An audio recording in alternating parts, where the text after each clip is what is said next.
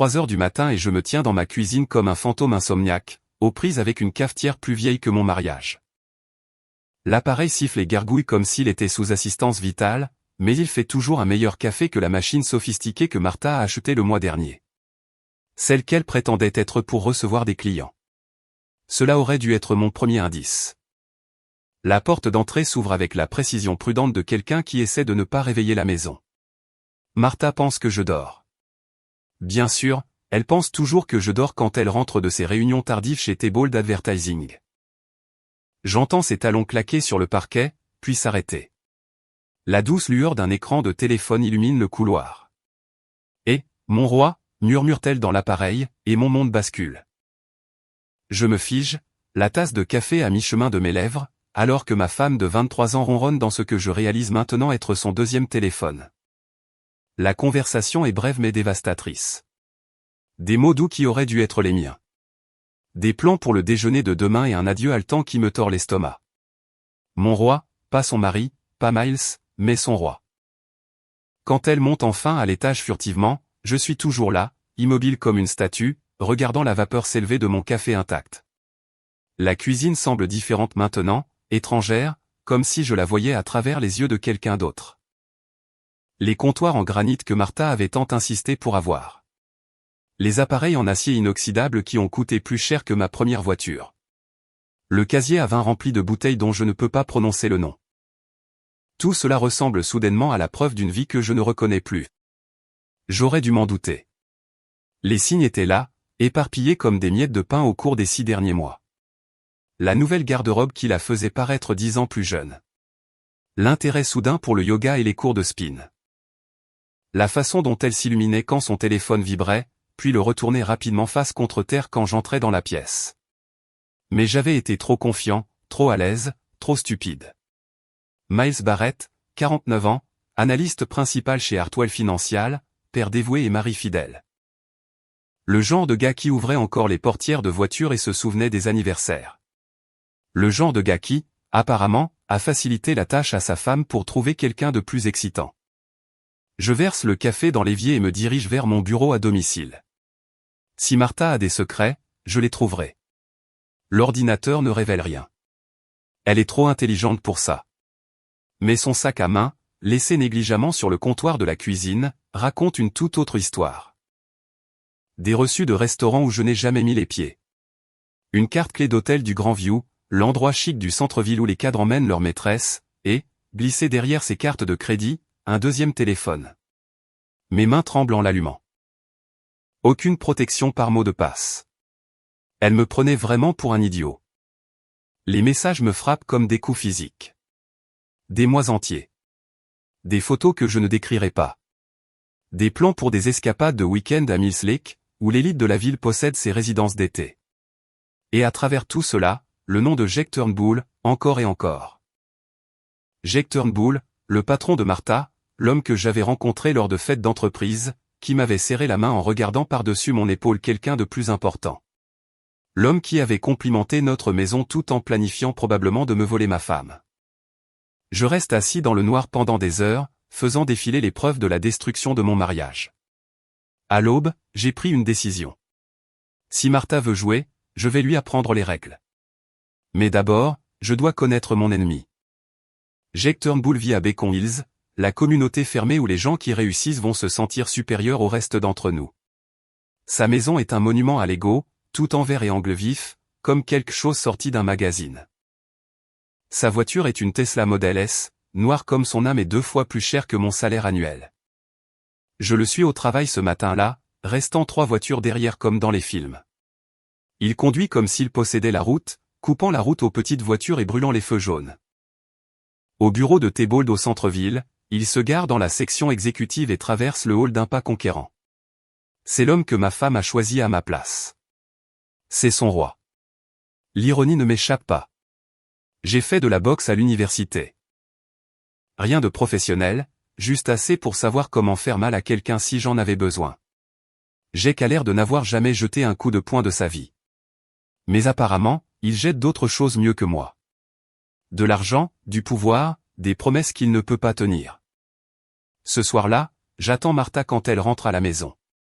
Elle est rayonnante, flottant pratiquement à travers la porte avec un sourire qui était autrefois le mien. Bonne journée au travail, je demande, sans lever les yeux de mon journal. Oh, tu sais, la même vieille routine corporative. Elle m'embrasse le front comme si elle bénissait un enfant. Jake nous a fait travailler tard sur le compte Morrison. Le mensonge vient si facilement, c'en est presque artistique. Je me demande combien de fois elle l'a pratiqué, combien de variations elle a préparées pour différents scénarios. Jake semble être un patron exigeant, dis-je prudemment. Il attend l'excellence, mais il est juste. Un autre mensonge livré avec la confiance de quelqu'un qui se croit plus intelligente que tout le monde autour d'elle. Je hoche la tête et plie mon journal. Je suis sûr qu'il apprécie votre dévouement. Elle rayonne à cela, manquant complètement l'aigreur dans ma voix. 23 ans de mariage, et elle ne peut même plus dire quand je suis en colère. C'est peut-être la partie la plus insultante de toutes. Le lendemain matin, je me déclare malade au travail.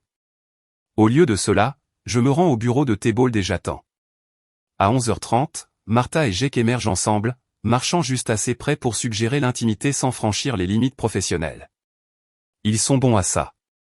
Trop bons. Ce n'est pas leur première affaire. C'est juste la première fois qu'ils se font prendre.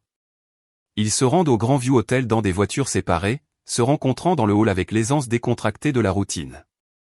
Je leur donne 20 minutes, puis je les suis. Le bar de l'hôtel est faiblement éclairé, tout en cuir et acajou, conçu pour que les gens riches se sentent sophistiqués. Jake a choisi une cabine d'angle où ils peuvent murmurer sans être entendus. Le rire de Martha traverse la pièce, lumineux et authentique d'une manière que je n'ai pas entendue depuis des années. Je commande un whisky et regarde ma femme tomber amoureuse de quelqu'un d'autre. Il ne me remarque pas. Pourquoi le ferait-il? Je ne suis qu'un autre homme d'âge moyen dans un costume bon marché. Invisible aux yeux des gens importants. Mais l'invisibilité a des avantages. L'invisible peut écouter. L'invisible peut planifier. La présentation du comte Morrison s'est déroulée parfaitement, dit Jake, sa main couvrant celle de Martha sur la table. Tu as été brillante là-haut. J'ai appris des meilleurs, répond-elle. Et l'adoration dans sa voix me donne envie de tout casser. Il parle affaire pendant un moment, mais sous le langage professionnel coule un courant d'intimité qui me serre la poitrine. Il ne s'agit pas seulement du frisson d'une liaison. Ils tiennent réellement l'un à l'autre. D'une certaine manière, cela rend les choses encore pires. Quand ils finissent par partir séparément, maintenant leur soigneuse mascarade, je suis Jake jusqu'au parking souterrain. Sa Tesla étincelle sous les lumières fluorescentes, un symbole de tout ce qu'il a et que je n'ai pas. Je n'ai jamais rien vandalisé de ma vie. Je paie mes impôts, tiens les portes pour les étrangers et ramène les caddies à leur place. Mais debout dans ce garage, regardant les feux arrière de Jake disparaître dans la circulation, quelque chose de fondamental change en moi. La barre de fer de mon coffre me semble lourde dans les mains. Chaque coup contre sa carrosserie impeccable libère un peu plus de la rage qui s'est accumulée depuis 3 heures du matin. Quand j'ai fini, la voiture de Jake a l'air d'avoir fait 10 rounds avec un champion poids lourd. Je laisse une note sous son essuie-glace, vous vous êtes garé au mauvais endroit. La caméra de sécurité dans le coin filme tout. Sa lumière rouge clignote comme une accusation. Je lui fais un signe de la main avant de partir. Si Jake veut jouer, il devrait savoir à qui il a affaire. Ce soir-là, Martha rentre plus tôt que d'habitude, le visage tendu d'inquiétude. Tout va bien au travail, je demande, en me servant un verre. Quelqu'un a vandalisé la voiture de Jake dans le garage de l'hôtel. Tu peux croire ça? Quel genre de personne fait quelque chose d'aussi mesquin? Je croise son regard par-dessus mon verre de whisky. Probablement quelqu'un qui s'est senti lésé. Les gens font des choses folles quand ils sont poussés à bout. Elle me fixe un long moment et je vois l'instant exact où elle commence à suspecter, mais la suspicion n'est pas une preuve. Et Martha est trop intelligente pour faire des accusations qu'elle ne peut pas étayer. Je suppose que oui, dit-elle finalement. Le lendemain matin, mon téléphone sonne à 7 heures. Numéro inconnu. Monsieur Barrett, ici le détective Collins de la police métropolitaine. Nous aimerions vous poser quelques questions concernant un incident au Grand View Hotel. Et juste comme ça, le jeu commence. Le détective Collins s'avère être une femme à l'air fatiguée d'une 50aine d'années qui a vu assez de drames conjugaux pour les reconnaître de l'espace. Nous nous rencontrons dans un restaurant du centre-ville, loin de mon quartier où les amis de Martha pourraient nous repérer. Les images de sécurité de l'hôtel vous montrent dans le garage vers l'heure où le véhicule de Monsieur Turnbull a été endommagé, dit-elle, remuant du sucre dans un café qui a déjà l'air dangereusement sucré. Je prenais un verre au bar. Parfois, un homme a besoin de sortir de la maison, vous savez. Et le garage? Je me suis garé là. La dernière fois que j'ai vérifié, ce n'était pas illégal. Elle glisse une photo sur la table.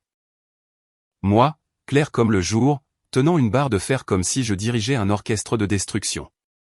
Souhaitez-vous expliquer cela? J'examine l'image avec l'intérêt détaché de quelqu'un qui examine des preuves contre un étranger. On dirait quelqu'un qui passe une mauvaise journée. Monsieur Turnbull a-t-il mentionné pourquoi quelqu'un pourrait cibler sa voiture spécifiquement? La détective Collins se penche en arrière dans sa cabine et je vois l'instant exact où elle décide que je ne vaux pas la paperasse. Monsieur Barrett, je fais ce métier depuis 26 ans. Je reconnais une situation familiale quand j'en vois une. Quoi qu'il se passe entre vous, votre femme et son patron, gardez cela légal. Les dommages matériels sont toujours un crime, même lorsque vos sentiments sont blessés. J'apprécie le conseil, détective, mais je pense que vous avez le mauvais homme. Elle laisse de l'argent pour son café et se lève. Monsieur Turnbull a décidé de ne pas porter plainte. Apparemment, son assurance couvrira les dégâts, mais si quoi que ce soit d'autre arrive à sa propriété, quoi que ce soit, nous aurons une conversation différente. Après son départ, je reste assis dans le restaurant pendant 1 heure, regardant la circulation s'écouler devant les fenêtres. L'heure de pointe du matin semble différente quand vous êtes au chômage, car c'est ce que je suis maintenant. Martha a appelé pendant que je parlais à la police. Les RH veulent me voir dès lundi matin. Apparemment, quelqu'un a signalé mon comportement erratique et ma violence potentielle au travail. J'ai qu'agi vite. Je lui accorde ça. Mais moi, j'agis plus intelligemment. Lundi matin me trouve dans la salle de conférence stérile de Hartwell Financial, face à 3 personnes qui ont déjà décidé de mon sort. Ma superviseure, Janet, a l'air sincèrement désolée. Le directeur des RH, Peterson, vérifie sa montre comme s'il avait un endroit plus important où être. Et l'avocat de l'entreprise, dont je n'ai pas retenu le nom, prend des notes sur tout ce que je dis. Nous vous mettons en congé administratif en attendant une évaluation psychologique, annonce Peterson, faisant glisser des papiers sur la table. C'est la procédure standard lorsqu'il y a des préoccupations concernant la stabilité d'un employé. Quelles préoccupations spécifiquement? La police nous a contactés au sujet d'un incident impliquant le superviseur de votre femme. Il y a aussi des rapports selon lesquels vous auriez tenu des propos inappropriés sur votre mariage pendant les heures de travail.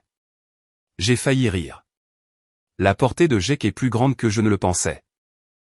Il ne se contente pas de me voler ma femme. Il démantèle ma vie entière pièce par pièce. Je vois. Et si vous refusez l'évaluation, votre emploi ici sera immédiatement résilié. Les papiers sont épais de jargon juridique, mais le message est simple. Me soumettre à leur interrogation psychologique ou perdre mon emploi. C'est une manœuvre magistrale, vraiment. Jake se débarrasse du mari incommode sans se salir les mains. Je signe les documents avec panache. Quand dois-je commencer à voir le psy de l'entreprise? Le docteur Matthews peut vous voir jeudi à 14 h. Jeudi. Cela me donne 3 jours pour me préparer. Je marche vers ma voiture quand une voix m'arrête sur le parking. Monsieur Barrett. Je me retourne pour trouver une femme que je reconnais mais ne peux pas immédiatement situer. Grande, élégante, avec des cheveux argentés et le genre de structure osseuse qui suggère une bonne éducation et de meilleurs gènes. Elle porte un manteau noir qui coûte probablement plus que mon hypothèque mensuelle. Je suis Vivian Castellan, dit-elle, me tendant une main manucurée. La femme de Richard. Richard. Il me faut un moment pour relier le nom au visage. Le vrai nom de Jake est Richard Castellan. Martha l'appelait toujours Jake. Apparemment, cela faisait partie de leur petit monde intime. Madame Castellan. Je lui serre la main, notant la force de sa poigne. Je suis désolé, mais je ne pense pas que nous ayons été correctement présentés. Nous ne l'avons pas été, mais je sais qui vous êtes. Son sourire est assez acéré pour couper du verre. Votre femme a volé mon mari. Oubliez-la. Je vous prends. Les mots flottent dans l'air entre nous comme un défi. Autour de nous, le parking poursuit son activité banale. Des gens montent dans leur voiture, vérifient leur téléphone, vivent des vies normales où les femmes ne proposent pas leurs maris rivaux en plein jour. C'est une sacrée offre, je parviens à dire. C'est une sacrée situation. Elle s'approche et je perçois un soupçon de parfum cher. Richard se croit malin, menant sa liaison avec votre femme comme un Roméo d'âge mûr, mais il n'est pas aussi discret qu'il le croit. Et vous proposez quoi exactement? Une satisfaction mutuelle. Ils ont eu leur plaisir. Pourquoi pas nous? Je regarde Vivian Castellan. Vraiment. Je la regarde. Elle est belle de la manière dont l'argent peut rendre quelqu'un beau. Tout est entretien soigné et coiffure professionnelle. Mais il y a autre chose là, quelque chose de plus dur. Ce n'est pas une victime cherchant du réconfort.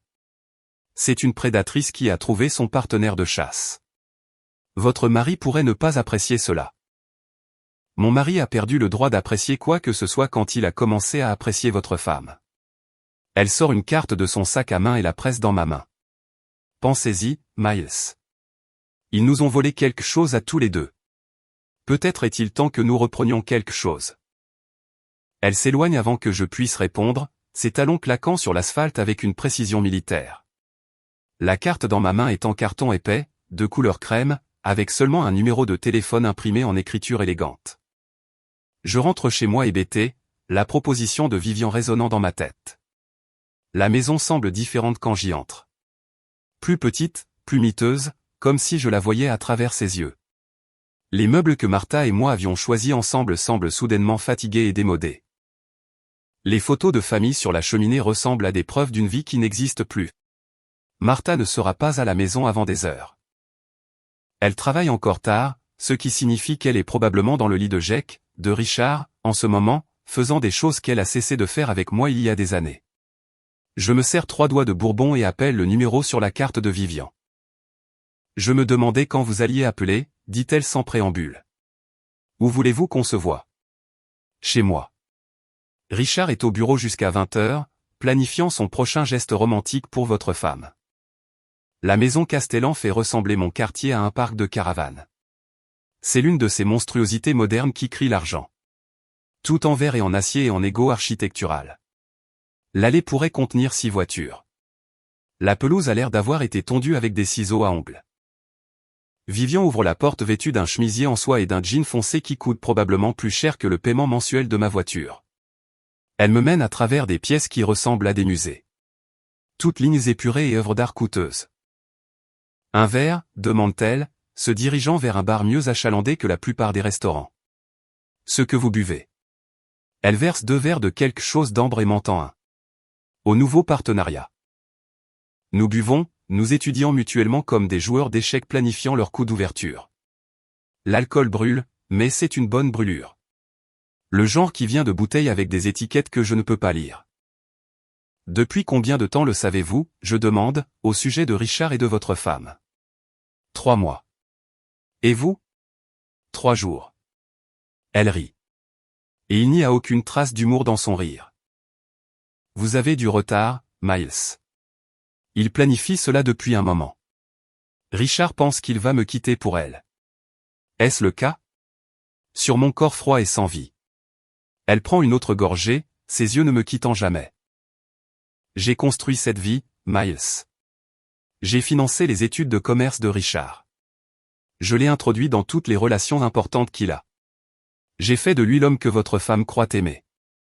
Alors pourquoi ne pas simplement divorcer? Parce que le divorce signifie le partage des biens.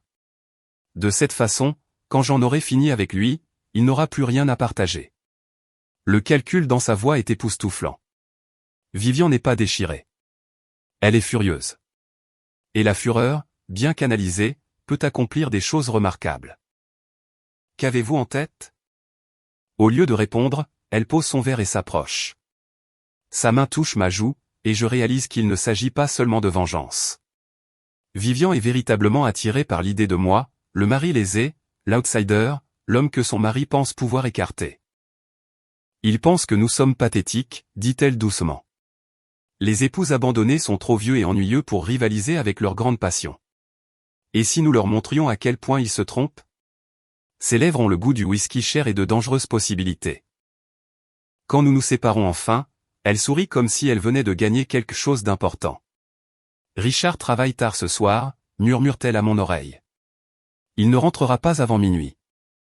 Ce qui se passe ensuite n'est pas de l'amour. Ce n'est même pas vraiment du désir, bien que Vivian soit indéniablement attirante. C'est une question de pouvoir. Reprendre ce qui a été volé, revendiquer un territoire qui était censé être interdit. Après, nous sommes allongés dans son lit ridiculement cher, planifiant notre prochain coup comme des généraux traçant une campagne. La présentation du comte Morrison est demain, dit-elle, traçant des motifs sur ma poitrine avec un doigt. Richard y travaille depuis des mois. C'est censé être son grand moment, l'accord qui fera de lui un associé principal. Et si quelque chose se passait mal? Et si la présentation était compromise? J'y réfléchis.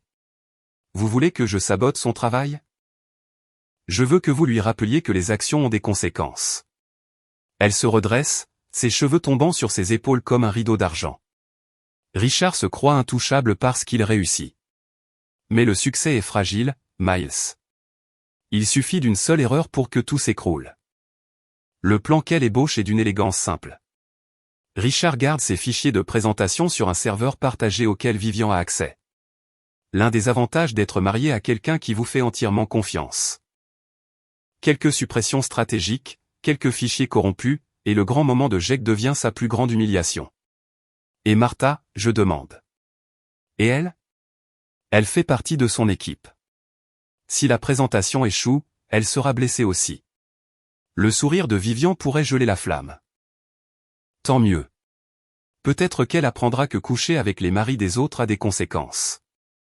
Je rentre chez moi à minuit, la tête pleine de possibilités. La maison est sombre. Martha travaille encore tard. Je me sers un autre verre et m'assois dans mon bureau, fixant les photos de famille sur mon bureau. Notre jour de mariage, des vacances avec les enfants, des matins de Noël qui semblent s'être déroulés pour quelqu'un d'autre. 23 ans, 2 enfants, une hypothèque, des comptes bancaires communs, des rêves partagés qui, apparemment, n'étaient pas si partagés que je le pensais. Mon téléphone vibre. Un texto de Martha. Ne m'attends pas. Grande journée demain. Je supprime le message sans répondre. Demain sera plus important qu'elle ne le pense. La présentation Morrison est prévue pour 10 heures dans la salle de conférence principale de Theobald. Je me positionne en face, dans un café avec des fenêtres allant du sol au plafond, armé de jumelles et d'une place aux premières loges pour la chute de Jake. À 9h30, je le vois entrer dans le bâtiment, confiant et autoritaire. À 9h45, Martha le suit, l'air professionnel et soigné d'une manière qui me serre la poitrine. À 10h15, Jake sort du bâtiment comme s'il avait été projeté d'un canon, le visage rouge de rage et d'humiliation. Martha le suit, sa façade professionnelle se fissurant. Mon téléphone sonne.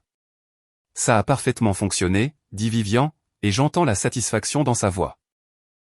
Richard vient de m'appeler en hurlant à propos de difficultés techniques et de fichiers corrompus. Apparemment, les gens de Morrison sont partis après 15 minutes. Et Martha? Votre femme a essayé de sauver la situation, mais sans les documents de présentation, elle a eu l'air d'une amatrice. J'entends dire que Morrison va confier ses affaires à Brennan & Associates.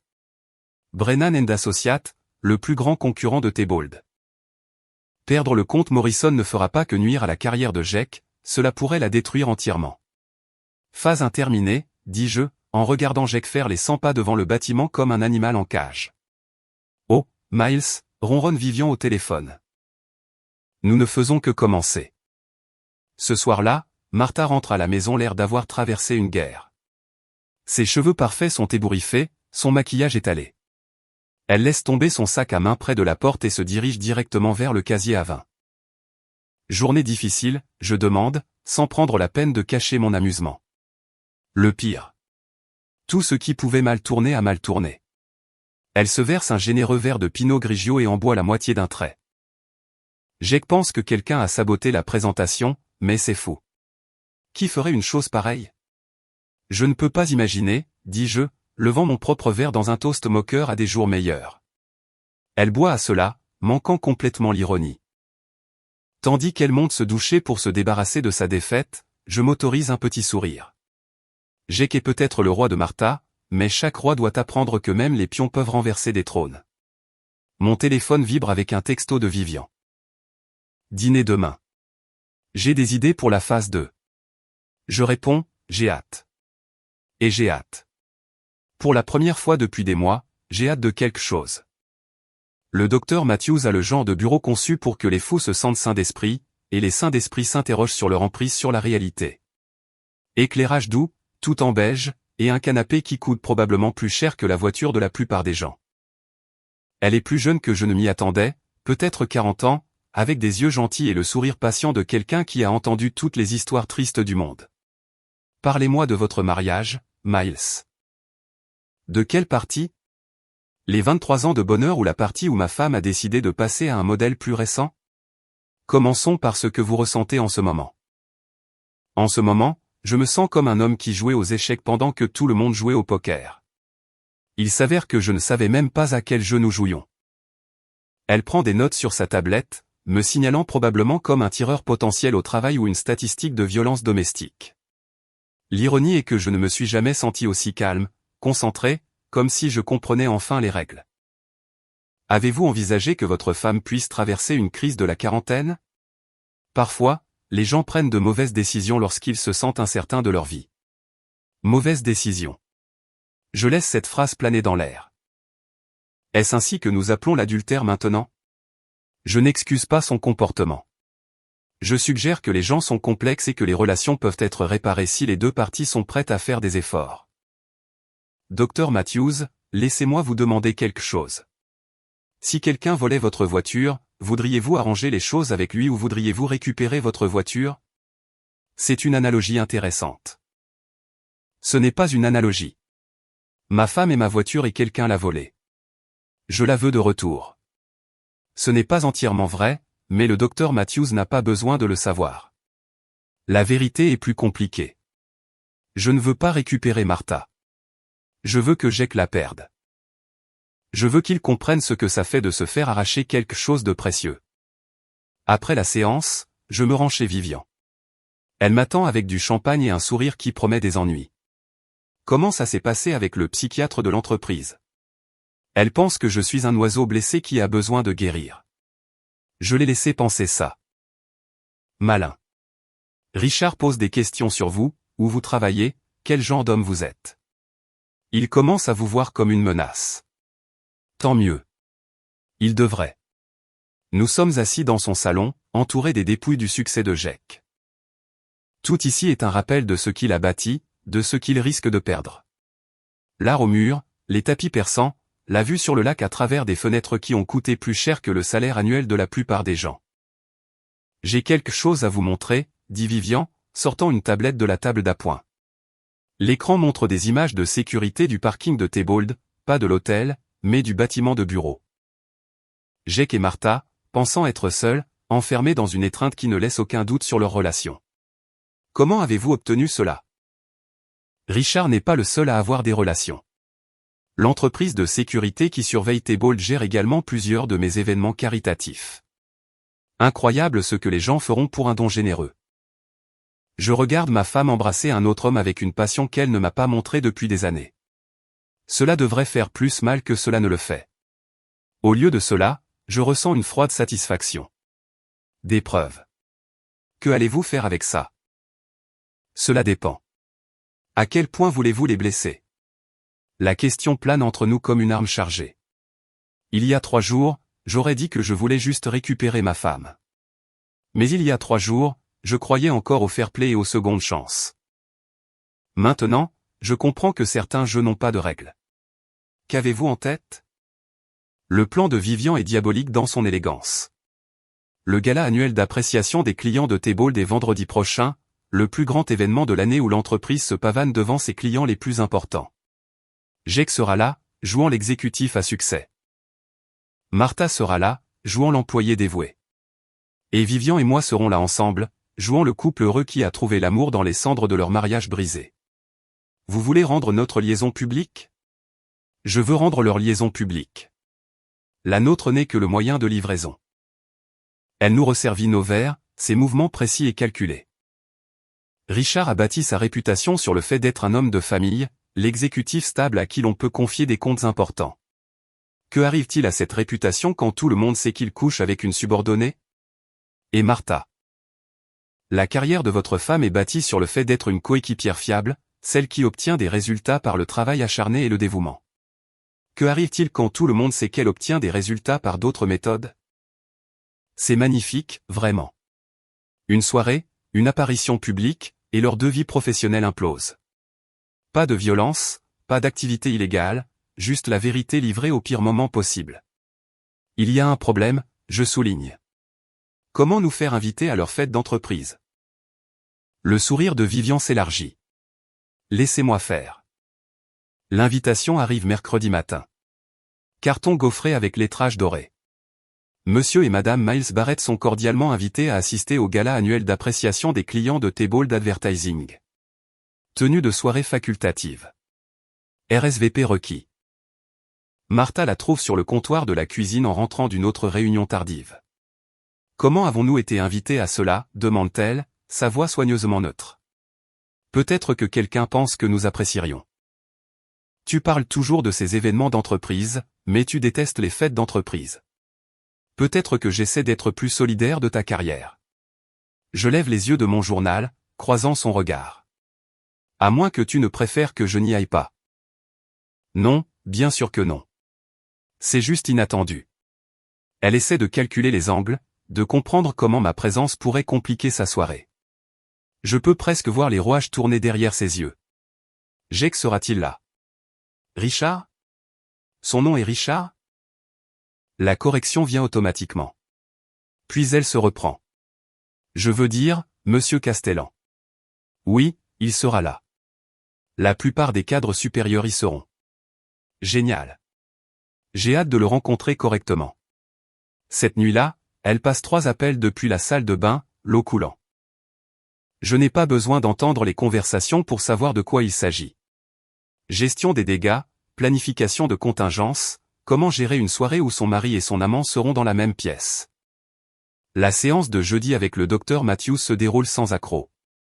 Je joue le rôle du mari confus et blessé qui tente de sauver son mariage. Elle dévore tout, prenant des notes sur les progrès et les mécanismes d'adaptation sains. Avez-vous parlé à votre femme de la thérapie de couple? Elle a été tellement occupée au travail ces derniers temps. Peut-être après ce grand projet sur lequel elle travaille. Quel genre de projet? Quelque chose avec son patron. Ils ont passé beaucoup de nuits tardives ensemble. Le docteur Matthews hoche la tête avec sympathie, manquant complètement le sous-texte. Parfois, les gens n'entendent que ce qu'ils s'attendent à entendre. Le vendredi soir arrive avec le poids du destin. Je loue un smoking. Rien de chic, mais assez respectable pour l'occasion. Martha passe 2 heures à se préparer, sortant de notre chambre, transformée. Elle porte une robe noire que je n'ai jamais vue, assez décolletée pour faire sensation. Ses cheveux sont parfaits, son maquillage impeccable. Elle est belle. Elle a l'air de s'habiller pour quelqu'un d'autre. Tu es magnifique, lui dis-je, et je le pense. Merci. Elle semble surprise par le compliment, comme si elle avait oublié que j'étais capable de la remarquer. Le trajet jusqu'à l'hôtel est silencieux. Martha consulte son téléphone constamment, probablement pour se coordonner avec Jake sur la manière de gérer la soirée. Je conduis prudemment, savourant l'anticipation. La salle de bal du Grand View Hotel est remplie des meilleurs cadres et clients de Tebold, se mêlant autour de cocktails et de bavardages. Martha disparaît immédiatement dans la foule, gravitant vers ses collègues comme un aimant, trouvant le nord. Je prends un verre au bar et balaie la pièce du regard pour trouver Jake. Je l'aperçois près des fenêtres, tenant la cour à un groupe d'hommes à l'allure importante dans des costumes coûteux.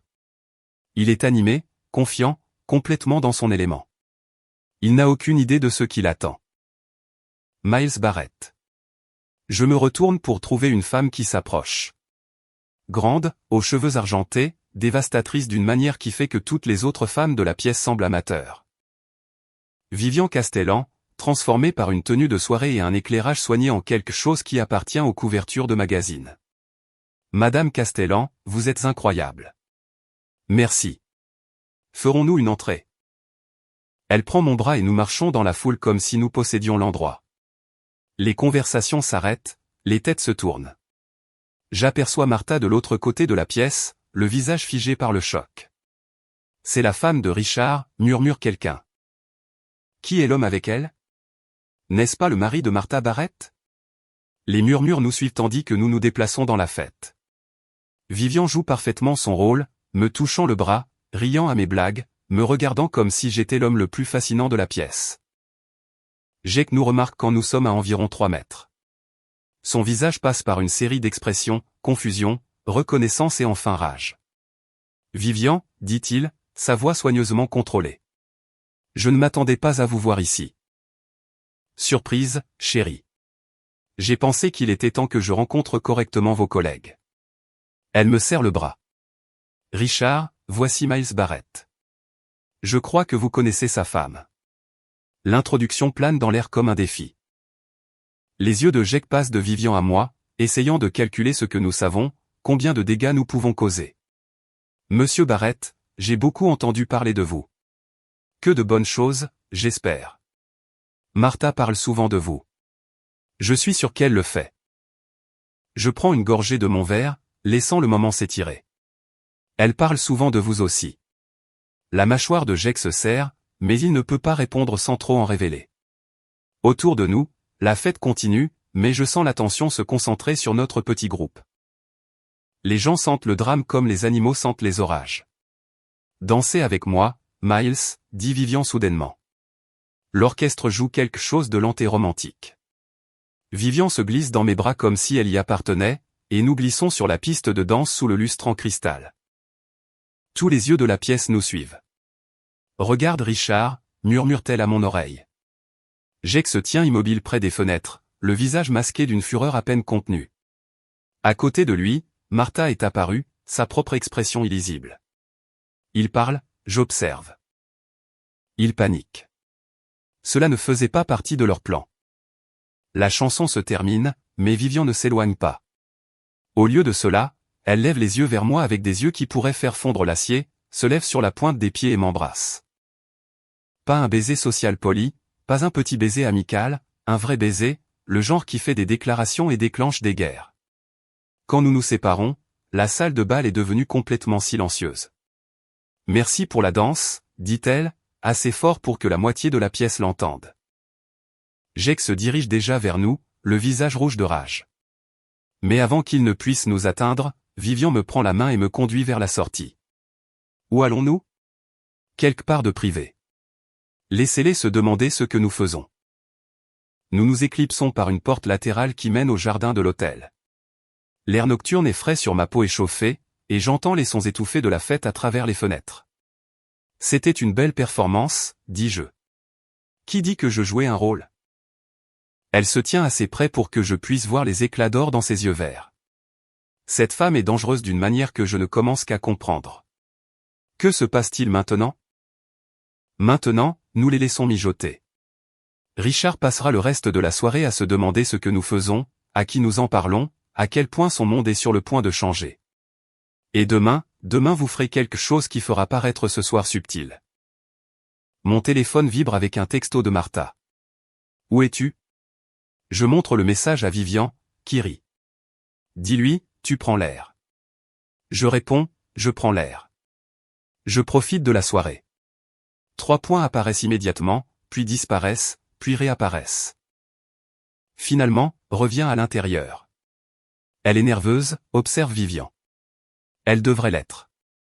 Nous restons dans le jardin pendant une autre heure, laissant Martha et Jake se demander et s'inquiéter. Quand nous retournons enfin à la salle de bal, l'ambiance de la fête a changé. Les gens nous observent, chuchotent derrière leurs mains, tirant des conclusions qui ne sont pas entièrement fausses. Jake me coince au bar pendant que Vivian se repoudre le nez. Je ne sais pas à quel jeu vous pensez jouer, dit-il, sa voix basse et menaçante. Mais vous êtes hors de votre ligue. Vraiment? Parce que de mon point de vue, il semble que je sois exactement là où je dois être. Restez loin de ma femme. C'est drôle. J'étais sur le point de vous dire la même chose. Sa main se serre autour de son verre, et pendant un instant, je pense qu'il pourrait effectivement frapper. Mais nous sommes entourés de ses collègues et clients. Toute violence détruirait ce qui reste de sa réputation professionnelle. Ce n'est pas fini, dit-il finalement. Non, je suis d'accord. Ça ne l'est pas. Martha ne me parle pas pendant le trajet de retour. Elle regarde par la fenêtre du passager comme si elle essayait de résoudre un puzzle, ses doigts tapotant son sac à main. Tu as apprécié la soirée? Je demande en nous garant devant chez nous. C'était bien. Vivian Castellan semble gentille, très attentive. Qu'est-ce que cela est censé signifier? Rien. Juste une observation. Elle me suit dans la maison, ses talons claquant sur le parquet comme un orage approchant. Miles, qu'est-ce qui se passe? Que veux-tu dire? Ne fais pas l'idiot. Tu te présentes à ma soirée d'entreprise avec la femme de Richard, agissant comme si tu sortais avec elle. Les gens parlent. Laisse-les parler. Cela affecte ma carrière. Les mots lui échappent avec plus de force qu'elle ne l'avait prévu.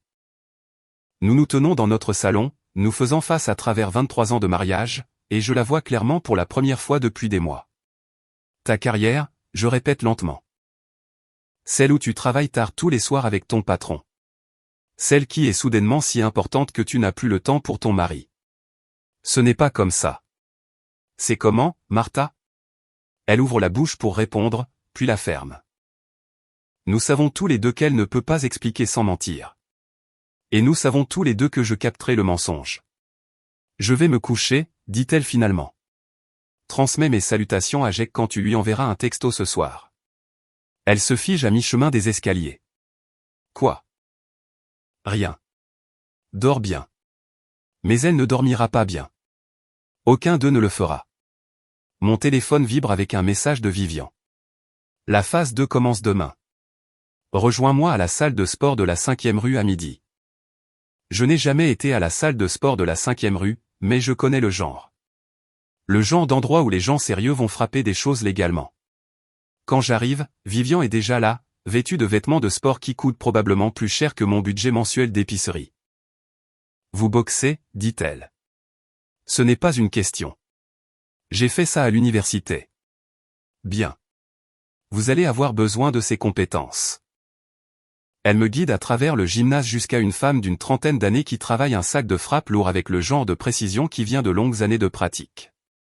Ses mouvements sont fluides, économiques, dévastateurs. Miles, voici Louise Vega. Elle gère cet endroit. Louise arrête de frapper assez longtemps pour me serrer la main. Sa poigne pourrait écraser des noix. Vivian me dit que vous avez des problèmes avec un harceleur au travail. Quelque chose comme ça. Eh bien, vous êtes au bon endroit. Rien ne renforce la confiance en soi comme de savoir que vous pouvez vous défendre lors d'une confrontation. Pendant l'heure suivante, Louise me soumet à un rythme que je n'ai pas tenté depuis 20 ans. Mon corps se souvient plus que mon esprit ne s'y attendait. Le jeu de jambes, les combinaisons, le rythme de l'attaque et de la défense. Pas mal pour un vieux, dit Louise alors que je travaille le sac de frappe. Vous avez une bonne forme, une puissance naturelle. Merci. Richard Castellan a-t-il déjà participé à un vrai combat, demande Vivian, s'essuyant après son propre entraînement. J'en doute. Pourquoi? Juste curieuse de savoir quel genre d'homme vole la femme d'un autre homme. Louise sourit. Le genre qui n'a jamais eu le nez cassé. Ces types pensent toujours qu'ils sont plus durs qu'ils ne le sont. Après l'entraînement, Vivian et moi prenons un café dans un endroit près du gymnase. Elle rayonne d'endorphine post-exercice et d'anticipation pré-vengeance. Le désastre du comte Morrison a mis Richard sur les nerfs, rapporte-t-elle. Il a passé tout le week-end à tenter de sauver la situation. Apparemment, l'entreprise envisage un partenariat avec Brennan & Associates à la place. Ça doit faire mal. Ça empire. Les associés principaux remettent en question son jugement. On parle de restructurer son département. Et Martha, votre femme, essaie de se distancier de l'échec. Elle dit aux gens que les problèmes techniques n'étaient pas de sa faute, qu'elle suivait juste l'avis de Richard. Le café a un goût amer, mais je le bois quand même. La loyauté entre voleurs. Il y a plus. Richard a beaucoup bu. Hier, il s'est présenté à une réunion client, visiblement avec la gueule de bois. Aujourd'hui, il s'est déclaré malade. La pression le ronge. La pression ne fait que commencer. Vivian se penche sur la table, ses yeux brillants d'anticipation. Ce soir, Richard dîne avec les gens de Morrison. Une dernière tentative pour sauver le compte. Il les rencontre chez Choron, ce restaurant français du centre-ville. Et vous serez là aussi, avec moi, prenant notre propre dîner romantique à la table juste à côté de la leur. L'audace me coupe le souffle. C'est jouer avec le feu. Le feu n'est dangereux que si vous ne le contrôlez pas. Choron est le genre de restaurant où les gens importants vont conclure des affaires importantes.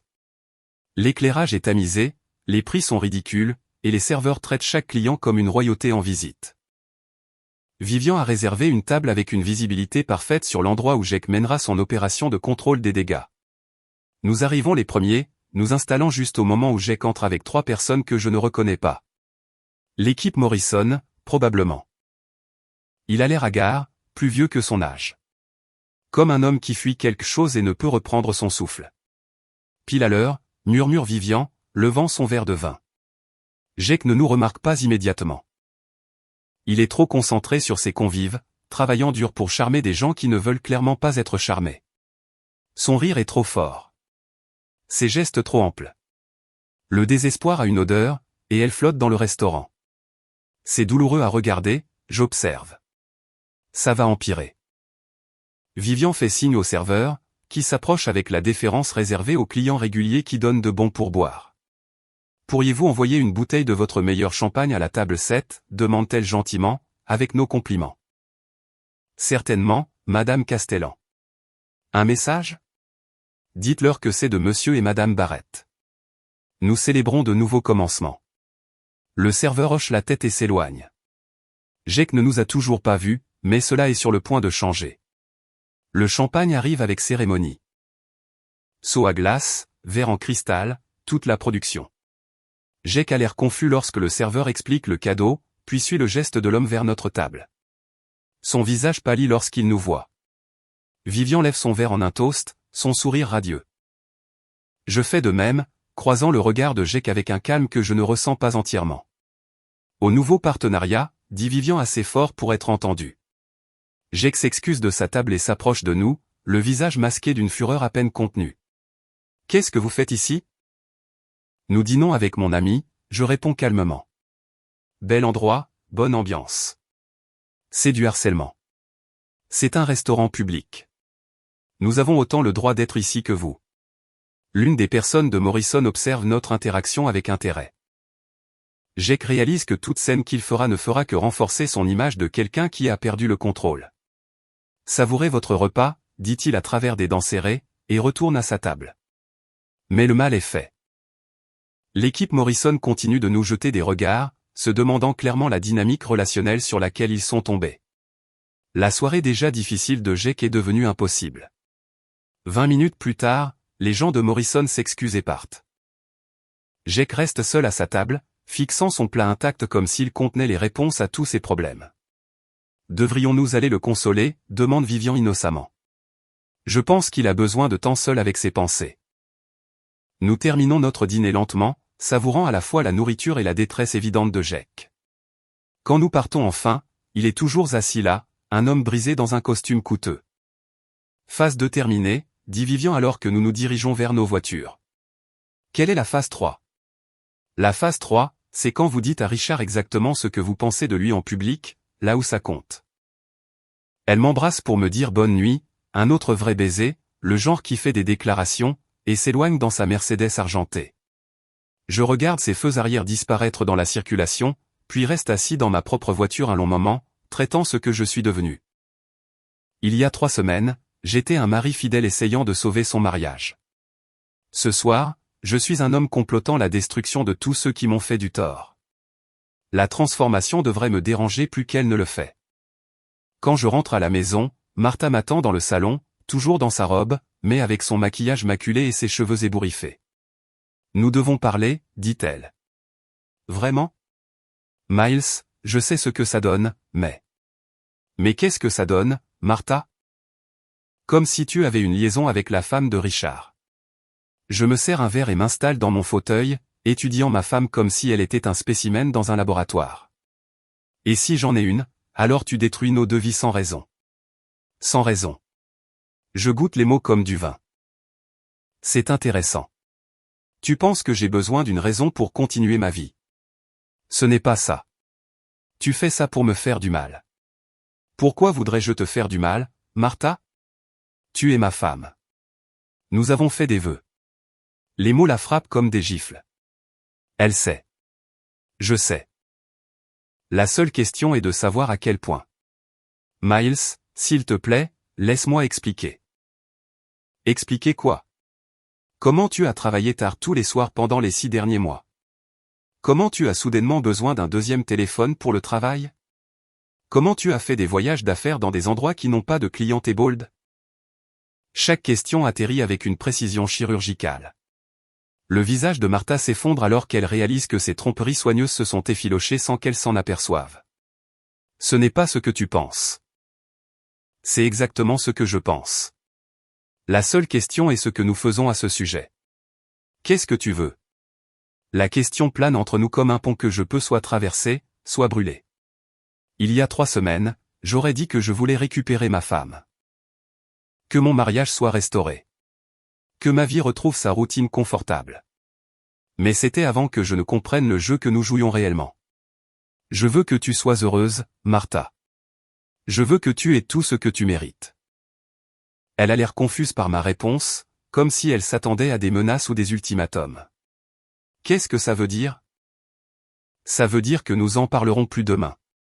Après que tu auras eu le temps de réfléchir à ce que tu veux vraiment, je termine mon verre et monte à l'étage, la laissant seule avec ses pensées et sa culpabilité. Demain, le vrai jeu commence. Le samedi matin apporte la pluie et la révélation.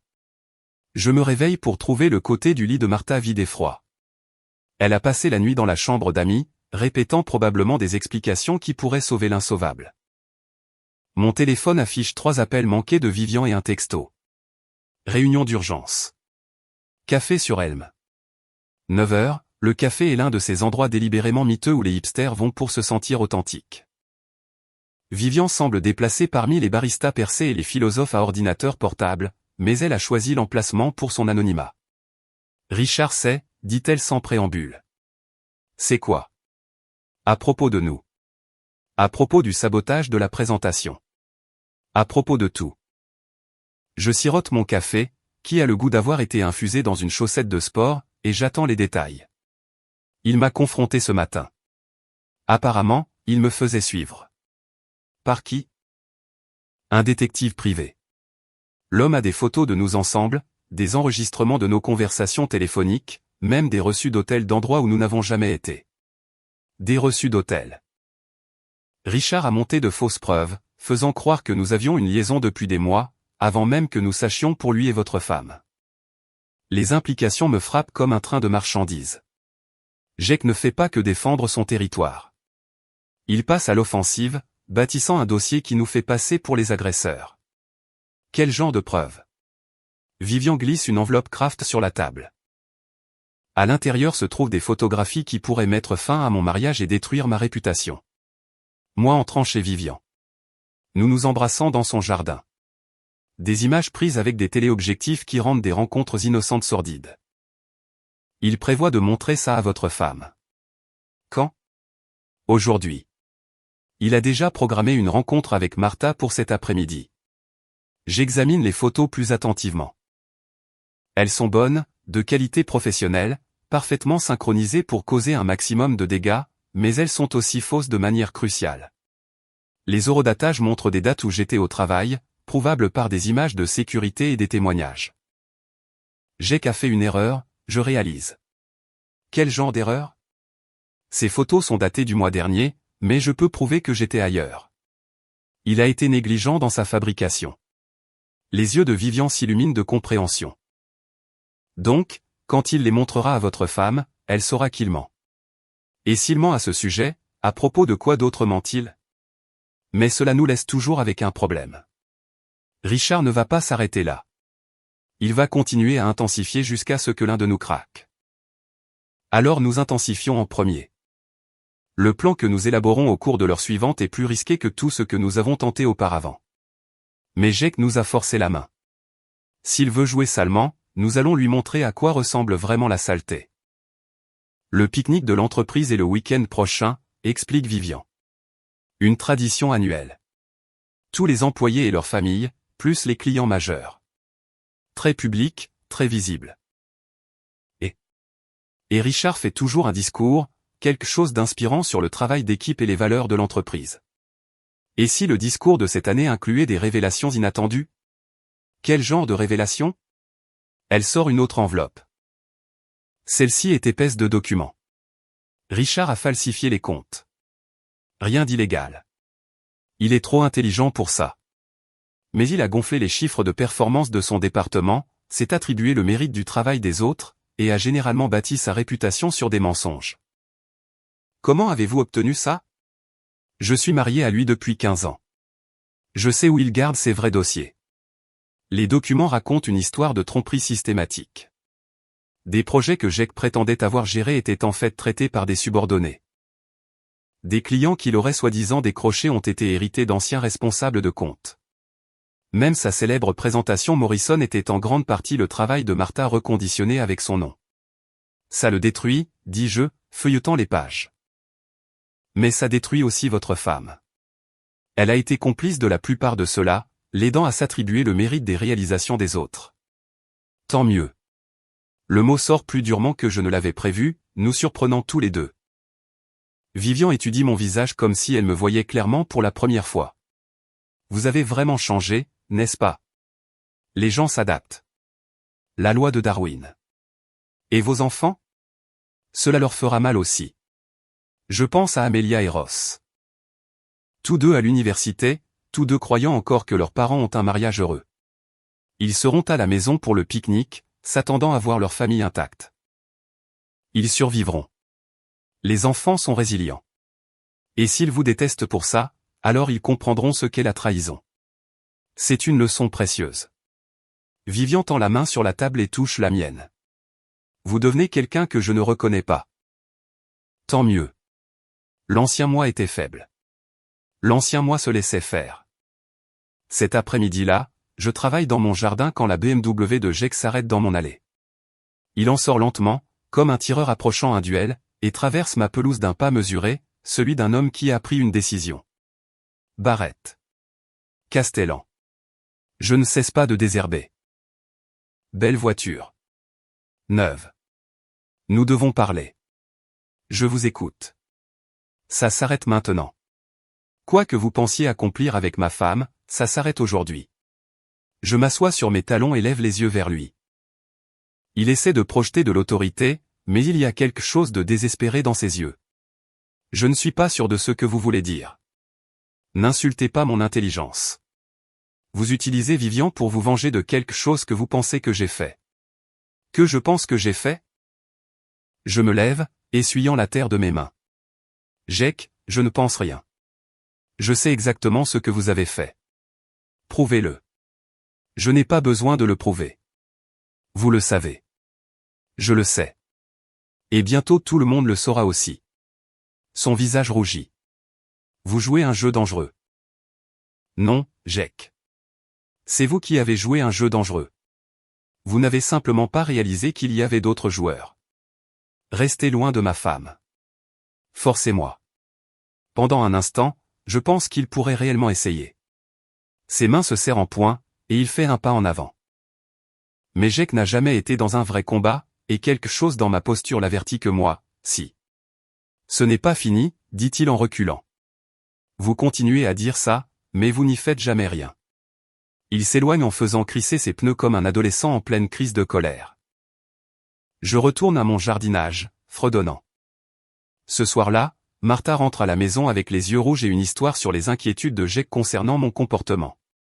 Il m'a montré des photos, dit-elle prudemment. Quel genre de photos? Des photos de toi avec sa femme, dans des restaurants, chez elle. Et il pense que tu as une liaison. Je pose mon journal et lui accorde toute mon attention. Qu'est-ce que tu en penses? Je pense que les photos pourraient être mal interprétées. Pourraient être. Miles, couches-tu avec Vivian Castellan? La question flotte dans l'air comme de la fumée. Je pourrais mentir. Préserver une illusion de supériorité morale. Mais les mensonges sont l'arme de Jake, pas la mienne. Couches-tu avec son mari? C'est différent. Comment? Parce que c'est juste comme ça. Non, Martha. C'est exactement la même chose. La seule différence, c'est que je suis meilleur à ça que toi. Elle me regarde comme si j'avais une deuxième tête. En 23 ans de mariage, je ne lui ai jamais parlé de cette façon. Direct, sans ciller, sans peur des conséquences. Qui es-tu? Je suis l'homme que tu as épousé. Je ne suis juste pas l'homme que tu pensais pouvoir ignorer. Miles, s'il te plaît. Nous pouvons arranger ça. Nous pouvons aller en thérapie de couple, résoudre les problèmes. Le pouvons-nous? Parce qu'il me semble que tu as déjà fait ton choix. Ce n'est pas si simple. C'est exactement aussi simple que ça. Tu as choisi Jake à ma place. Maintenant je choisis Vivian à la tienne. Mais je t'aime. Les mots devraient signifier quelque chose. Il y a 3 semaines, ils auraient tout signifié. Mais maintenant, ils sonnent creux, comme le dialogue d'une pièce qu'elle a oublié comment jouer. Non, tu ne m'aimes pas.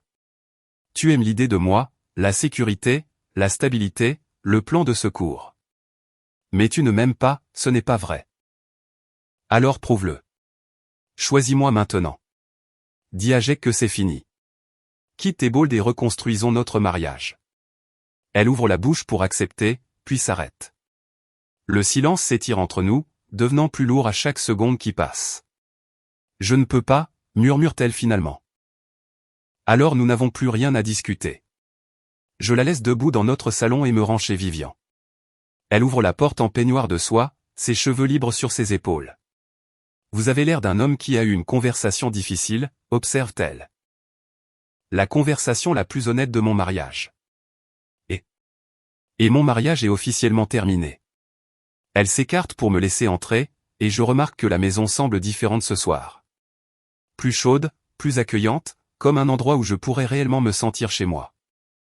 Richard a essayé de me montrer ses fausses photos, dit-elle en me conduisant au salon. Je lui ai dit que j'étais déçu de ses talents en Photoshop. Il ne vous a pas cru.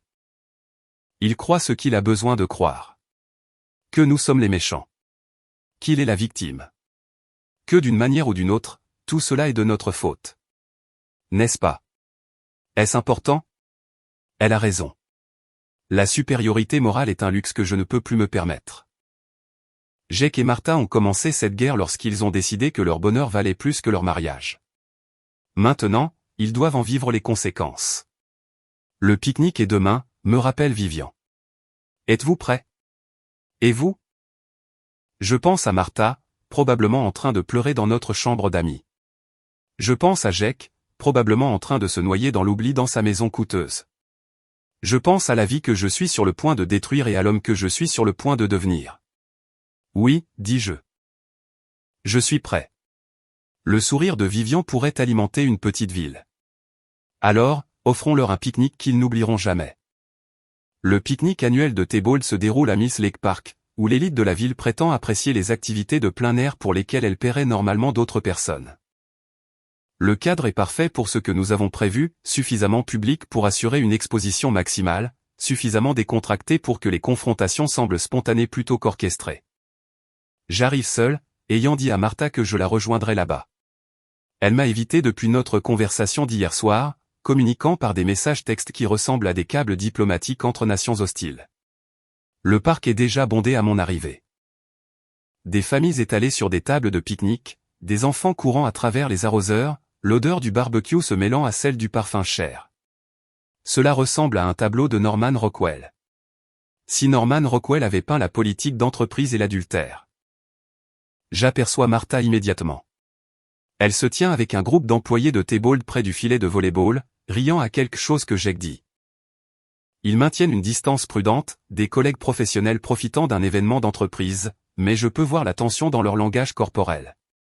La façon dont ils sont hyper conscients de la présence de l'autre. Miles Barrett. Je me retourne pour trouver une montagne d'hommes qui s'approchent. Un M93, des épaules de secondeur, avec le genre de prestance qui fait que les gens s'écartent sans y penser. Big Mike, se présente-t-il, me tendant une main qui pourrait pincer un ballon de basket. Je travaille pour la sécurité du parc. Vivian Castellan m'a demandé de surveiller les choses aujourd'hui. Quel genre de choses? Le genre qui pourrait nécessiter une intervention professionnelle. Son sourire est étonnamment doux pour un homme si intimidant. Ne vous inquiétez pas, je suis juste là pour m'assurer que tout le monde joue le jeu. Et s'ils ne le font pas, alors je les aide à se souvenir de leur manière. Mike se fond dans la foule, mais je peux sentir sa présence comme un ange gardien avec des problèmes de gestion de la colère. Vivian a pensé à tout. En parlant de Vivian, elle fait son entrée à midi comme une reine arrivant à la cour. Elle est vêtue décontractée, jean de créateur et chemisier de soie, mais elle rayonne du genre de confiance qui vient de savoir que l'on est la personne la plus dangereuse dans n'importe quelle pièce. Belle journée pour un pique-nique, dit-elle, apparaissant à mon coude. Temps parfait pour les activités de plein air. J'ai apporté de la salade de pommes de terre, une recette de famille. Je suis sûr que tout le monde l'appréciera. Nous parlons en code, mais le sens est clair. Le contenant de salade de pommes de terre contient des copies des rapports falsifiés de Jake, prêts à être distribués aux associés principaux et aux clients majeurs de Thebold. Quand, je demande, pendant le discours de Richard? Il parle toujours d'intégrité et de travail d'équipe. Cela me semble approprié. Le discours de Jake est prévu pour 14 heures, juste après le déjeuner et avant les activités de l'après-midi. Par tradition, il se tiendra sur la petite scène près du lac et s'adressera à la foule sur les valeurs de l'entreprise et le succès partagé. Le discours de cette année sera mémorable pour différentes raisons. Il y a autre chose, dit Vivian doucement. Votre femme a essayé de m'appeler ce matin. Qu'est-ce qu'elle voulait? Me prévenir de vous.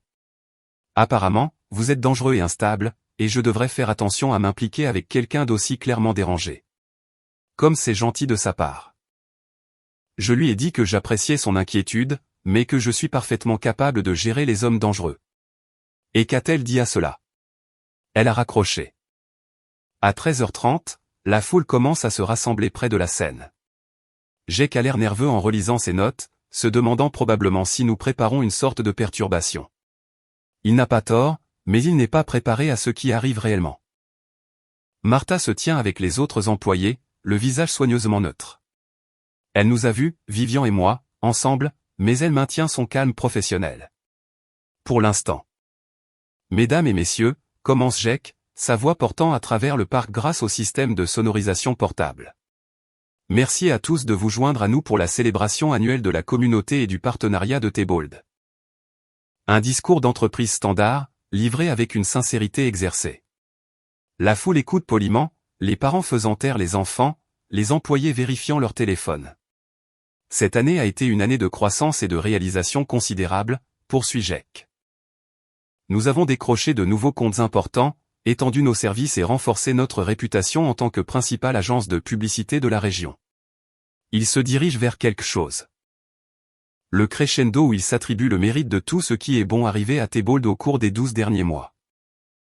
Rien de tout cela ne serait possible sans le dévouement et le travail acharné de notre équipe exceptionnelle. Des gens comme Martha Barrett, dont la pensée innovante et l'effort inlassable ont été essentiels à nos récents succès. Martha rougit alors que les têtes se tournent vers elle. Elle a été désignée comme preuve à l'appui de Jake, l'employé loyal qui rend son leadership efficace. Mais le succès ne se limite pas aux réalisations individuelles, continue Jake. Il s'agit d'intégrité, de confiance et des valeurs qui nous unissent en tant que famille d'entreprise. C'est mon signal. Je me lève de ma table de pique-nique, le contenant de salade de pommes de terre à la main, et commence à marcher vers la scène. Les conversations s'arrêtent alors que les gens remarquent le mouvement, la perturbation de leur routine confortable. Monsieur Castellan, j'appelle, ma voix portant à travers le parc soudainement silencieux. Pourrais-je vous dire un mot? Le visage de Jake pâlit, mais il ne peut refuser sans paraître mesquin. Bien sûr, monsieur Barrett, que puis-je faire pour vous? Je monte les marches de la scène, sentant 200 paires d'yeux suivre mon mouvement. Le microphone est actif, ce qui signifie que tout le monde entendra ce qui va suivre. Je voulais juste vous remercier publiquement pour tout ce que vous avez fait pour ma femme. Le sourire de Jake se fiche sur son visage. Je suis désolé. Martha m'a tellement parlé de votre mentorat, des nuits tardives que vous avez passées ensemble à travailler sur son développement, de l'attention personnelle que vous avez accordée à sa carrière. La foule est complètement silencieuse maintenant, sentant des courants sous-jacents qu'ils ne comprennent pas entièrement. Les yeux de Jake se posent sur Martha, qui a l'air sur le point de vomir. Monsieur Barrett, peut-être pourrions-nous discuter de cela en privé. Oh, mais c'est une célébration des valeurs de l'entreprise, intégrité, confiance, les choses qui nous unissent. J'ouvre le contenant de salade de pommes de terre et commence à distribuer des documents à la foule. En parlant d'intégrité, je pensais que tout le monde serait intéressé de voir certains des récents travaux de Monsieur Castellan. Qu'est-ce que vous faites? La voix de Jake a monté d'un octave. Je partage des informations. N'est-ce pas ce que font les bons partenaires? Les documents circulent dans la foule comme une traînée de poudre, rapports financiers aux chiffres modifiés, résumés de projets aux noms changés, fil de discussion par email montrant Jake s'attribuant le mérite des idées des autres. Ce sont des documents confidentiels de l'entreprise, dit Jake désespérément. Vous n'avez aucun droit, en fait, ma femme les a rapportés à la maison. Elle vous a aidé avec votre comptabilité créative, n'est-ce pas, ma chérie? Tous les regards se tournent vers Martha, qui a l'air de vouloir disparaître sous terre. Sa bouche s'ouvre et se ferme sans un son, comme un poisson haletant. Ça suffit, lâche Jake, tendant la main vers le microphone. Vous avez raison. Ça suffit. Je recule du microphone, mais ne quitte pas la scène. Mesdames et messieurs, je voudrais que vous rencontriez le vrai Richard Castellan. Pas le cadre à succès qu'il joue au travail, mais l'homme qui vole les femmes des autres et s'attribue le mérite des réalisations des autres. La foule éclate, les voix s'élèvent sous le choc, la colère, la confusion. Les employés de Tebold se regardent avec une prise de conscience naissante. Les clients reculent de la scène comme s'ils avaient été contaminés. Jake se jette sur moi, mais Big Mike apparaît de nulle part, sa silhouette massive bloquant l'attaque. Je ne crois pas, chef, dit Mike calmement. C'est un événement familial. Enlevez vos mains de moi. Je ne vous touche pas, mais si vous faites un autre pas vers Monsieur Barrett, ça va changer. Jake regarde autour de lui, cherchant un soutien qui ne vient pas. Ses collègues lisent les documents avec une horreur croissante. Ses clients se dirigent déjà vers leur voiture. C'est de la calomnie, crie-t-il dans le microphone. Ces documents sont fabriqués. Vraiment, je demande calmement. Alors ça ne vous dérangera pas si tout le monde en prend des copies pour les faire vérifier par leur comptable. La foule est déjà en train de se disperser. Des gens serrent leurs documents comme des preuves dans un procès pénal. Certains passent des appels téléphoniques, probablement à des avocats ou des journalistes. D'autres fuient simplement, voulant se distancier du scandale. Martha se fraye un chemin à travers la foule vers la scène, le visage masqué de fureur et de désespoir. Miles, arrête ça, s'il te plaît. Arrêtez quoi? Je ne fais que partager des informations. Tu détruis tout ce pour quoi j'ai travaillé. Non, Martha. Tu as détruit tout ce pour quoi tu as travaillé quand tu as décidé de bâtir ta carrière sur des mensonges et l'adultère. Ce n'est pas juste. Juste? Je ris, et le son traverse le parc comme du verre brisé. Tu veux parler de justice? Était-il juste que tu commences à coucher avec ton patron? Était-il juste que tu l'aides à voler le mérite des autres employés? Était-il juste que tu décides que notre mariage valait moins que ton avancement professionnel? Elle n'a pas de réponse à cela. Autour de nous, le pique-nique se dissout dans le chaos. Des familles emballant leurs affaires et partant. Des employés regroupés en cercles inquiets. Des clients s'excusant et se dirigeant vers le parking. Je t'aimais, dit Martha, les larmes coulant sur son visage. Passé simple. C'est approprié. Jake s'est enfin libéré de la surveillance de Mike et s'approche de nous avec l'énergie désespérée d'un homme qui se noie. Vous n'avez aucune idée de ce que vous venez de faire, grogne-t-il. J'en ai une assez bonne idée. J'ai mis fin à votre carrière, détruit votre réputation et probablement coûté à Tebold environ la moitié de sa clientèle. Je vous poursuivrai en justice pour tout ce que vous avez. Avec quel argent? Je doute que Tebold continue de vous payer après la performance d'aujourd'hui. Richard. La voix de Vivian coupe la tension comme une lame. Elle a observé depuis la foule, nous laissant gérer la destruction publique pendant qu'elle gère les conséquences. Jake se tourne vers sa femme avec quelque chose qui ressemble à de l'espoir dans les yeux. Vivian, Dieu merci. Dis-leur que ces documents sont faux. Je ne peux pas faire ça, Richard. Quoi? Parce qu'ils ne sont pas faux. Ce sont des copies de fichiers de votre bureau à domicile. Ce que vous pensiez que je ne connaissais pas, le visage de Jake passe par une série d'expressions, confusion, trahison et enfin, compréhension. Vous avez fait ça. Vous lui avez donné ses fichiers. Je lui ai donné la vérité. Quelque chose que vous semblez avoir oublié comment gérer. Sorcière vindicative. La main de Big Mike se pose sur l'épaule de Jake avec le poids d'un arbre qui tombe. Je vais vous arrêter là, mon ami. C'est toujours un événement familial. Enlevez vos mains de moi. Je ne vous touche pas, mais si vous faites un autre pas vers Monsieur Barrett, ça va changer.